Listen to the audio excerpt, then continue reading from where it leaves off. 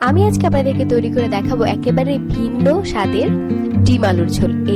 এই রেসিপিটি দেখতেও ভিন্ন এবং রান্নার প্রসেসটা একেবারেই ভিন্ন, স্বাদেও অতুলনীয়। চলুন দেখাচ্ছি আমি কিভাবে তৈরি করলাম আমার আজকের রেসিপি ডিম আলুর ঝোল আর কি কি উপকরণ দিয়ে তৈরি করেছি। প্রথমে একটা প্যানে তেল গরম করে নিচ্ছি। আমি এখানে নিয়েছি 3 টেবিল চামচ সয়াবিন তেল। তেলটা গরম করে নিয়েছি আর দিয়ে দিচ্ছি লবণ দিচ্ছি এখানে আমি 1 চামচে 3 ভাগের 1 ভাগ।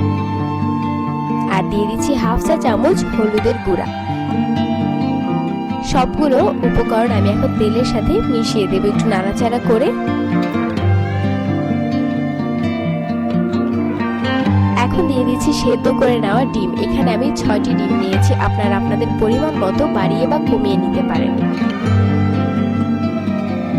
ডিমগুলো খুব ভালোভাবে নাড়াচাড়া করে চতুর্দিকেই ভেজে নিতে হবে। অবশ্যই খুব ভালোভাবে ভাজতে হবে, কম করে ভাজলে এটা স্বাদটা খুব বেশি ভালো আসে না এবং দেখতেও সুন্দর লাগে না।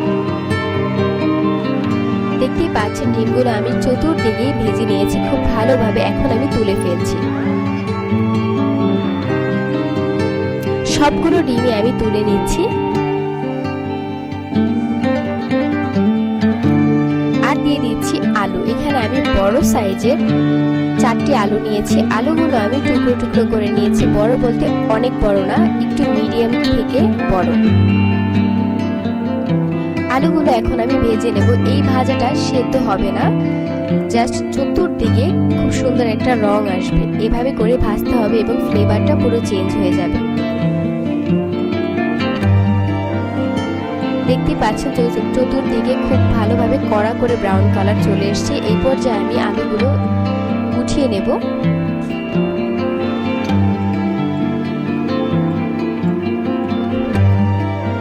সবগুলো আমি তেল থেকে উঠিয়ে নিচ্ছি। এর চাইতে বেশি ভাজতে গেলে পুড়ে যেতে পারে।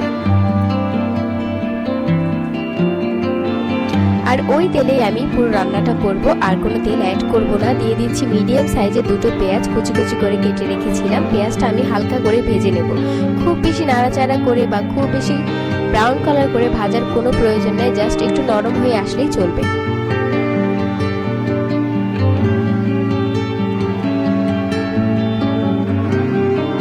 নরম হয়ে আসার পরে আমি দিয়ে দিচ্ছি একটা বড় সাইজের টমেটো। টমেটোটা আমি কুচি করে নিয়েছি। টমেটোটা আমি এখন ভেজে নেব। যখন টমেটোটা গলে আসবে ততক্ষণ পর্যন্ত আমি টমেটোটা ভাজবো, যতক্ষণ পর্যন্ত গলে আসে। দেখতে পাচ্ছেন টমেটোটা গলে গেছে অনেকটা। এই পর্যায়ে আমি দিয়ে দিচ্ছি মশলা কষানোর জন্য পানি। সামান্য পরিমাণে পানি দিচ্ছি। পানিটা দিয়ে একটু নাড়াচাড়া করে মিশিয়ে দিলাম। আর দিয়ে দিচ্ছি রসুন বাটা 1 চা চামচ, আদা বাটা হাফ চা চামচ, দিয়ে দিচ্ছি জিরার গুঁড়া হাফ চা চামচ, দিয়ে আমি নাড়াচাড়া করে একটু কষিয়ে নেব। এই কষানোটা প্রায় 5 মিনিট হবে। 5 মিনিট পরে দিয়ে দিচ্ছি আমি লবণ। এখানে আমি লবণ দিয়েছি আমার স্বাদ মতো, আপনারা চাইলে কম খেলে কম বা বেশি খেলে বেশি দিয়ে দিতে পারেন। দিয়ে আবার একটু নাড়াচাড়া করে দিচ্ছি।